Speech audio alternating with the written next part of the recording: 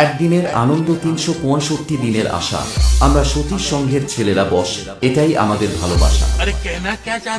Hello audience, Satish সংঘের ছেলেরা যখন মার্চের 24 তারিখ হলদিয়া থানার অন্তর্গত রাজারচক গ্রামে কালী মায়ের পূজা উপলক্ষে ড্যান্স লাভার বন্ধুদের মনের মণিকোঠায় জায়গা তৈরি করে নিতে দক্ষিণ 24 পরগনা থেকে বেবি ডল ড্যান্স ট্রুপকে নিয়ে আসছে।